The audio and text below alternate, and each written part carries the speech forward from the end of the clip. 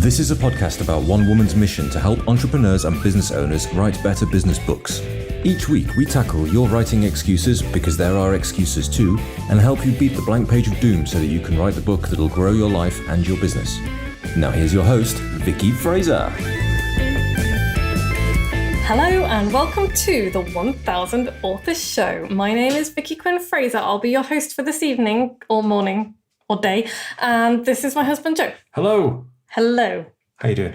I am good, thanks. I'm good. How are you? Good. I'm a bit bamboozled after a fairly hectic day at work. First day after a bank holiday weekend where there was an awful lot of sunshine. And activities, which we will come to in a moment. Yeah. So we're on episode 262, Joe. Can you believe that? I mean, I am constantly amazed about this whole thing, but we should probably not spend too much time being amazed at the start of every podcast. Well, I don't know. I feel like people have got used to it now. You reckon? It's 5 years. That's just ridiculous. I know. I can't believe anyone still listens to this nonsense. I'm not sure anybody does still listen to this nonsense. Well, I hope you do. If you are listening, dear listener, thank you. And if you're not listening, then screw you. Yeah, I'm not sure they'll get that message, but okay. That's why I said it. Anyway, so today's episode is all about the magic of tiny stories, but we'll come to that in a moment, because before we come to the magic of tiny stories, let's do usual segment, because this podcast has segments, because it's that kind of a podcast. It has a format and a... Has segments like millipede. What has segments? Many creatures have segments. Wasps. What's a well-known segmented creature? A wasp. Like a thorax and an abdomen and a... I was thinking rage. more of like a segmented nautilus or something. Okay. Fractal. Yeah. Chaotic. I mean, actually... I'm just looking at you now, wondering actually, where you're going with this. nautiluses are not chaotic because they are based on the golden ratio, aren't they? Which is not at all chaotic. Do they still exist? Yeah, nautiluses. Do they? Yeah. Okay. Yeah. Frantically Googles. Don't frantically Google. They do, though. I mean, like the prehistoric ones don't, but there are still nautiluses. Not a lie. No nautiluses. Anyway. Hi. What are you reading? Well, I've just finished reading Project Hail Mary by Andy Weir. You finished it and you didn't tell me. When did you finish it? Late last night. Why didn't you tell me? So that we could discuss it. Well, okay. We can discuss it. Yes. What did you think? I thought it was a pretty good book. I didn't think it was the amazing best book you've ever read book that you kind of expounded over the holiday. It's a great holiday book. I didn't say it was the best book I'd ever read. No, but you made a lot of really emotive outbursts about it. Bear with us, listeners. Whiskey. Stop trying to claw the carpet up. You can't see this isn't great radio, but as I said, bear with us, listeners, she looked at me under her own armpit and then collapsed onto her side and gave me her cutest ever look whilst doing a really naughty thing. Clawing up the carpets. Yep. And now she is licking her foot like nothing is going on. Mm-hmm. Anyway, we can't even talk about it because we don't want to spoiler it for people. So Project Hail Mary is the next book from... No. It's the latest book. It's the latest book from Andy Weir, who is the chap who wrote The Martian. Yes. Which is where most people would know him from. Yes. And it's a bit kind of similar vein where it's near future sci-fi, but not very sci-fi. So it's kind of, very near future sci-fi. It's not intelligent shades of the colour blue and Vulcans and all that kind of stuff. But it's cool. It's good. I enjoyed it. I really loved it. And I am a little bit outraged that you are not as enthusiastic about it as me. But then you're never as enthusiastic about anything as I am. So no, you go overboard about everything. That's not true. Kind of. But anyway, I loved Project Hail Mary so much that I was the most annoying person in the world reading a book, I think, while I was reading it. You were... Well, no, you were fine. You were just enthusiastic. You were fine. You were fine. And I am currently reading at the moment Going Postal by Terry Pratchett again, because I tend to do one non-Discworld fiction book and then one Discworld fiction book, and I'm currently reading Going Postal, and it's great. It's about the Ankh-Morpork post office. I mean, I love Terry Pratchett, but I'm not sure 50% of the fiction books I want to read were written by him.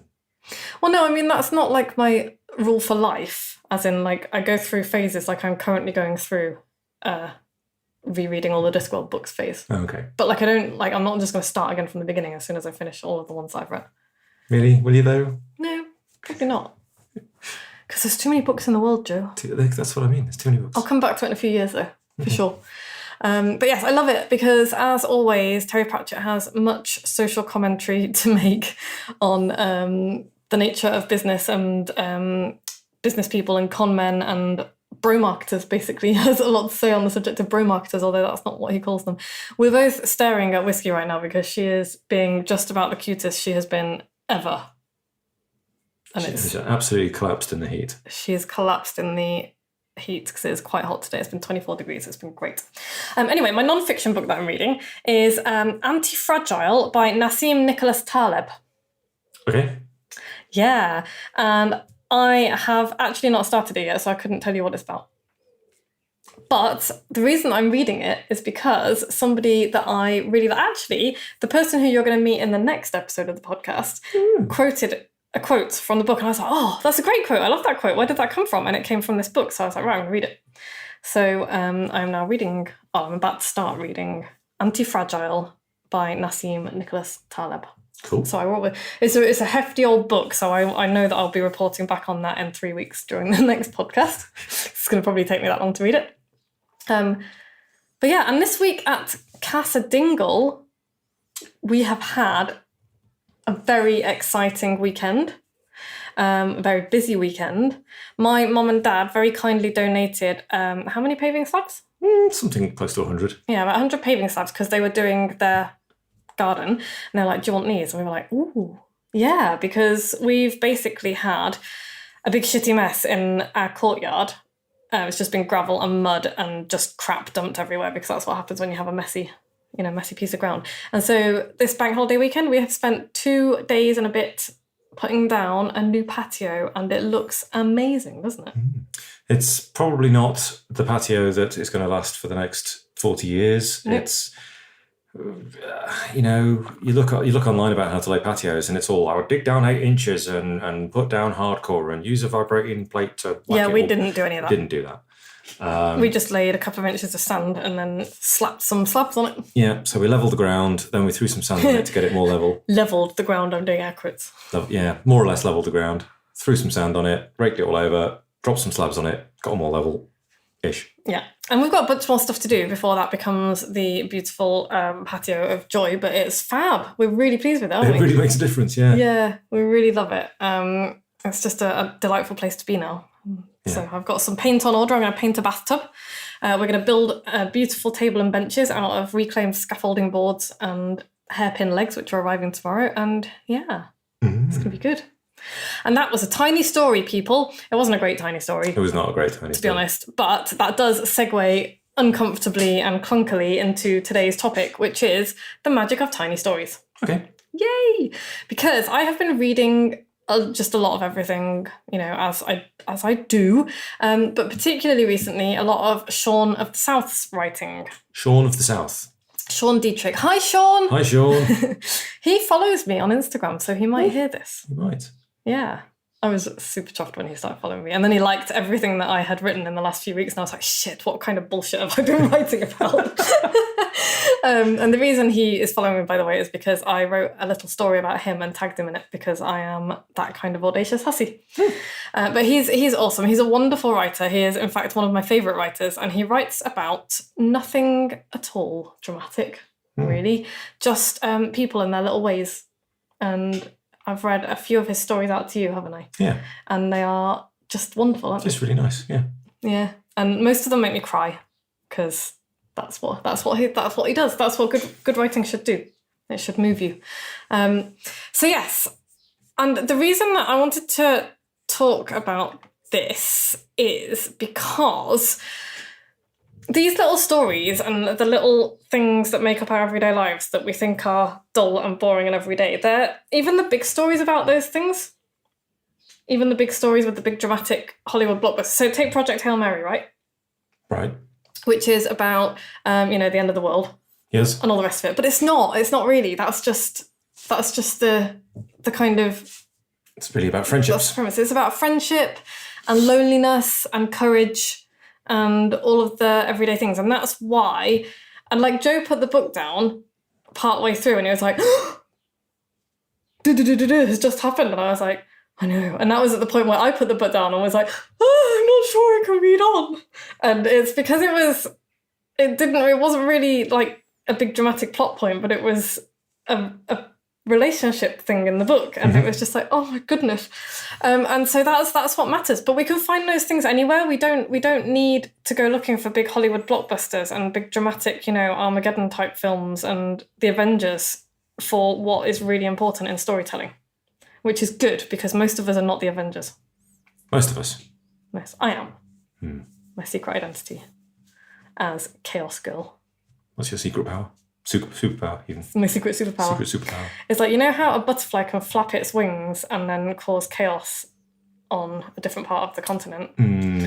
I can flap my wings and cause chaos in not only the immediate vicinity, but it'll ripple outwards. Nice. Yeah, I know. That's cool.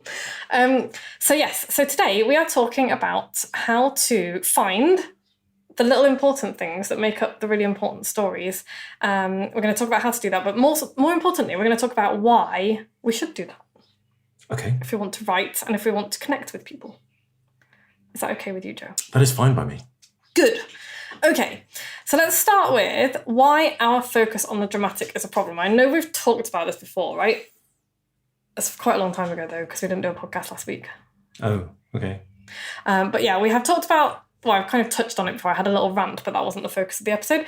Why our focus on the dramatic is a problem. So you hear these kind of rags to riches stories and, I lived in my car and I had $20. That's all I had.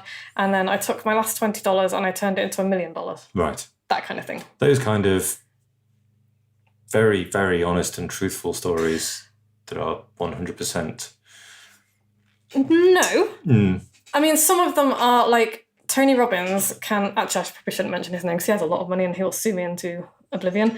Some people, like Pony Blobbins, for example, will exaggerate.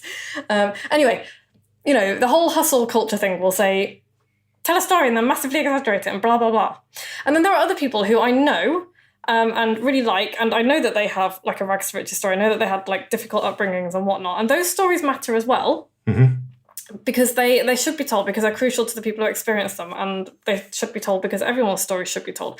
But my problem is that they are not the only stories and they're not even the most important ones. And they're not the ones that the media should always be focusing on. And the problem with this is because the media tends to focus on those big rags to riches Hollywood blockbuster type stories, we don't hear the little ones. We don't hear the everyday stories of, your ordinary average Joe and Josephine. Do you ever get annoyed with the fact that average Joe is a thing? No, because I am not average. You're not average. You're very unaverage. Above average. Thanks for clarifying. That's okay. Anyway, swerve back onto the main road. So yeah.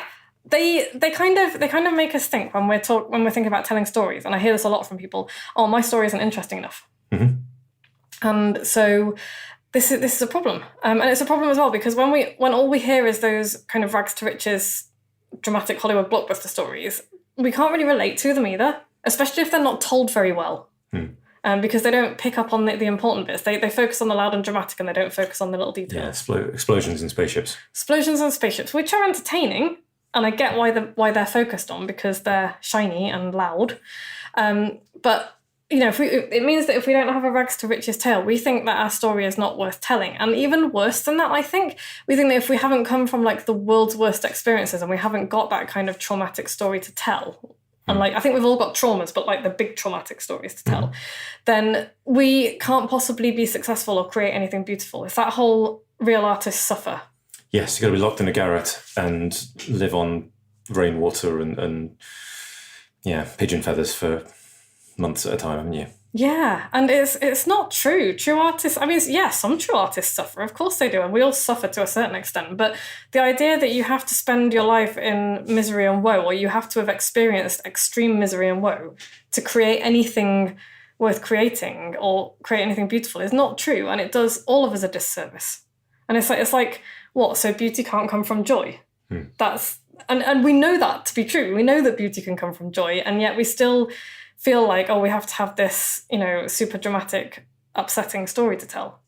And most of us, thankfully, have not. I mean, we've all got stories that are not ideal and are painful, but, we can choose to tell them or not. But that's not really the point. It's very rarely spaceships.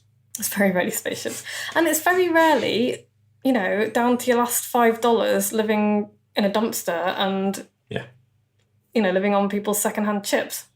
Ew, why did I go there? Anyway, so they are entertaining to read, and in the hands of a skilled writer or storyteller, they can absolutely move us. Like, I cry at literally everything, including when the alien got pulled out through the little hole in the spacecraft. In one of the later Aliens movies? Yeah, because I felt really sorry for the alien. Get away from her, you bitch, which is reasonable. But then, she killed the alien, and I was like, oh. See, I've got a bit of a problem with that because I think, normal atmospheric pressure, 1,000 millibars, 1 bar, 15 pounds per square inch-ish. 15 pounds on a square inch. How small was that hole? Not much pressure. Probably not going to turn you inside out and blow you into space. Thanks for that. This is what Joe does, by the way. He ruins stories. I'm surprised you haven't picked up the plot holes in Project Hail Mary, because there were a bunch of them and they didn't matter to me because the story was so good. We can discuss that later. Yes. There were some plot holes and I was like, what? Yeah, it's like they could have solved the whole problem without going anywhere, but that wouldn't then have involved the story. So anyway, the stories that have changed my life have not been the big dramatic ones, they've been the little ones. Mm-hmm. And they've been the tiny stories of ordinary everyday lives, and that is what Sean of the South is really, really good at. So my favourite ones of his that I've read recently have been A Video Call with a Blind Girl and Her Mum, the one that I read out to you, which made me cry while I was reading it to you, and it was the second time I'd read it. And that was lovely, wasn't it? And that was just people meeting on Skype or something, wasn't it? Yeah. And that was it. And it was just like a couple of the little things that she said to him, that the little girl said to him, and he just was like, oh. And then he relayed that story and we went, oh. So that was one. The Honda guy in the parking lot. Yeah. Just a dude living in his car, which I know I said that big dramatic stories, but this was told from somebody else's point of view. This was just a small little story in someone's life, wasn't it? Yeah, somebody who doesn't live in her car, but had, knew this guy because all of the people who went to the supermarket knew the guy because he lived there. And it was just the little things that he did for people that were beautiful acts of kindness, little acts of kindness. And then tomatoes, his email, I think today or yesterday, was all about tomatoes and how one of the biggest acts of kindness where he comes from is homegrown produce, tomatoes, and people leaving stuff on your doorstep. And I could totally relate to that because do you remember during lockdown last year when I was out of fake bacon and one of our neighbours posted a packet of fake bacon half in our post box and just we got home, we were like, oh, they brought us fake bacon, which is lovely. And even lovelier because I can 100% guarantee that when he was buying it, he was like, what is this stuff? Because there is no way that most people in our village will even know what fake bacon is, let alone why you would eat it. So, there's little tiny little stories that where nothing really happens except people feel something. People interact and feel something. Yeah. And so, so they're little stories, they're tiny stories, but then you can expand that to books as well. So my favourite books that I've read in the last few years that have made me, feel something, but nothing's really happened is A Gentleman in Moscow. Awesome book. Nothing happens. Very little happens for hundreds and hundreds of pages. Yeah, and then there's Gorgeous a bit of action at the end. But yeah, isn't it beautiful? Yeah. Yeah. The Magician's Assistant, very similar. Yeah. I know you didn't love that quite as much as I did, but again, similar concept. Nothing much happens. It's just a story of grief, really, and navigating your way through grief and how you change and how you deal with it and how you move on with your life, and that's it. Yeah. And that as well, that had me crying on page 2. And then I didn't stop throughout the whole thing. And then Girl, Woman, Other as well by Bernardine Evaristo, which is another series of stories about just people living their lives and nothing much happens in them. It's just people doing nothing. And there's no big dramatic adventures. Yeah. And they're the ones that stick with me. It's the same with, and actually this is one of the reasons why I love the Discworld books so much, right? Because Terry Pratchett knew people. He really knew people, and he knew what made people tick, and he was filled with rage about the state of the world. And that's what he wrote about. And yes, there were wizards and, trolls and dwarfs and all the rest of it, but they were all metaphors for people. And it just worked. It just works.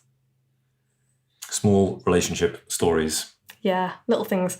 So that's why it's really important for okay, so here's why it's really important to tell stories that move people. Because unless you can move people, nothing will ever change. Right? And there was something I've been thinking about a lot, and I've been studying the craft of storytelling the last few weeks, and I'm doing more, and I'm actually doing an MA in creative writing starting soon. I'm very excited about it. But yeah, so I'm going to learn even more about this. But one of the things that has really struck me about storytelling and how it works is just this idea that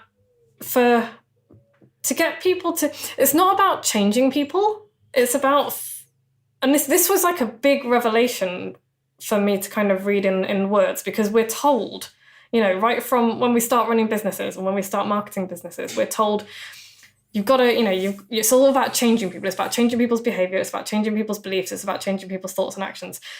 And that is the most difficult thing in the world to do. And instead of trying to change people, it's like, find out who people want to be and write to that person and figure out who they want to be, what they care about, all of that kind of thing, and take them along this journey with you, so that you're not trying to change them into somebody else. You're showing them a version of themselves that they want to be. If that makes sense. Yeah, I think so. Yeah. And that's it's what Andy Weir does kind of in Project Hail Mary, because even though I'm sadly never going to be an astronaut of any kind, we all want to think that we'd do the right thing in a situation where, where it's important. Where it's important, yeah. And not just with the save the world type thing, but in friendship situations as well. Yeah. Like the decision that he makes near the end that he didn't have to make, and he did. And it was just like, oh my God. So... yeah. And I'm tearing up now thinking about it because it's such a great story. What? It is though. Such a softie. I know. I feel things a lot. So yeah, here's how I find my stories. And the ones that get the most comments on social media and the ones that get the most replies on email are the little personal tales that I tell. So I told one the other day about my teenage beeper. I was not a drug dealer. What was your reaction when I said I thought the only people who had beepers were, drug dealers. Well, I had a beeper when I was 14 and I was most definitely not a drug dealer. Okay. But yeah, that was my story. And that was sparked, by the way, the teenage beeper memory came to me when I read a little story my client and Team Moxie member and friend Mike wrote. Mike Garner. Hi, Mike. Hi, Mike. And I know he listens to this. So hi, Mike. I'm waving at you now. Wave back, even if there are people there. And he wrote a little story about it on Instagram. And he told us a tale of public phone boxes and the days before mobile phones. And that reminded me of my pager, which was just ridiculous, and all of the stuff that went with it. So that was hilarious. So that's where that story came from.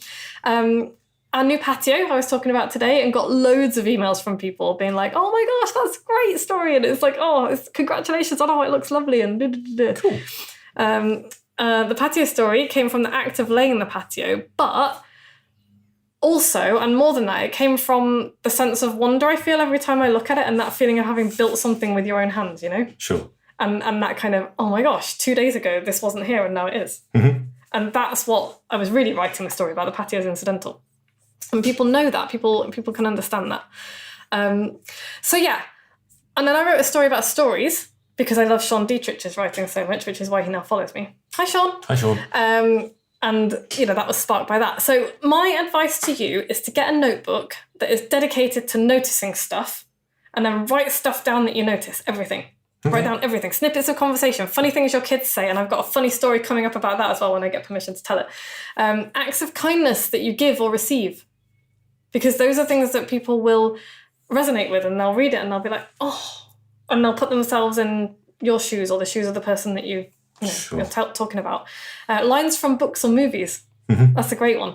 And even if you think that it's not worth writing down, write it down anyway, because to start with, you won't really know what's going to spark a good story or not. So just write down everything that kind of, gets your attention.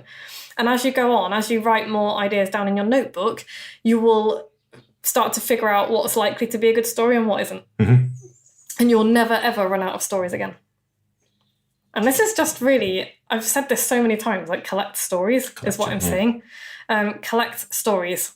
Really, really important. Notice them happening around you. Yeah. And this is put your fucking phone down. Seriously. It's like, put your phone down, turn your ears off. Like, I see so many people with their ears plugged in all the time, or their nose in a phone, or, even and I'm guilty of this when I have a book on me, I will just sit and read a book. Just sit and people watch.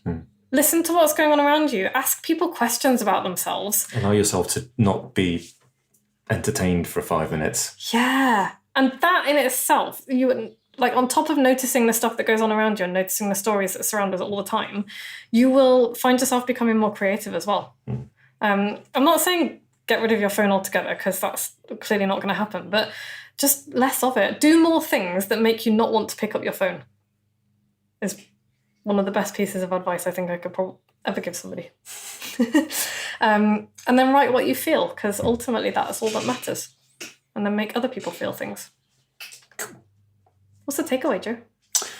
Takeaway, the best stories are all around us every day, and they are not explosions and spaceships. They're not Hollywood blockbusters. I love how every time I ask you to read the takeaway, you read it and then you try not to read it. Thank you. Next week, I'm replacing Joe with Jocelyn. Excellent. Jocelyn Brady. Hi, Jocelyn. Hi, Jocelyn. Is going to talk to us about brains. Nice. Yes, because she does tiny tips for your brain, which you should totally watch because she's flipping hilarious. And she's really wise and funny, and I'm very much looking forward to talking to her. It's probably going to be quite a meandering conversation, but it's going to be great. Good. Yeah. And things that are coming up that are exciting. Oh my goodness. Okay, so I am opening up round 1 of the Weird and Wonderful Book Society starting on June the 21st, and it is a 3-month programme in which we are going to write your first draft, your pretty first draft, not your shitty first draft, because it's not going to be shit. We're going to write your pretty first draft of your book. So if that's something that you are interested in, then email me, vicky@vickyfraser.com, and book a call. And in fact, in the show notes, there is going to be a link so that you can book a call with me to ask me anything about it, because as of recording this, I have not got a sales page up yet. Cool. And that's a nice way to find out more about it, isn't it? Yeah. Have a chat. If you think you would like to write a book and you think you would like to have it done by the end of summer, because wouldn't that be cool? Book a call. Book a call with me. The call is free. You have 15, 20 minutes or so with me on Zoom, and we'll chat about your idea. You can ask me anything. I'll tell you all about how the Book Society, the Weird and Wonderful Book Society works, what's involved. There's going to be a lot of teaching from me, a lot of writing from you, and a really cool group for you to bounce ideas off and get to know. Cool. I'm very excited about it. I also have it's not new anymore. I have an audiobook. Only one. I keep meaning to audiobook my other books and just not doing it because people keep mowing their lawns. But it's called That's What She Said. Cool. And I'm really proud of it, mostly because it's full of other people's stories, not mine. It's great. People say it's great. I don't know. You can find that on Audible. That's What She Said. I also have other books. How the hell do you write a book? Go and buy that. Because I'd like to shift some more copies of that, frankly. If you go to moxiebooks.co.uk/buy the book, that'd be great. And I will send it to you myself with little extra goodies. If you buy it from Amazon, you just get the book. No extra goodies.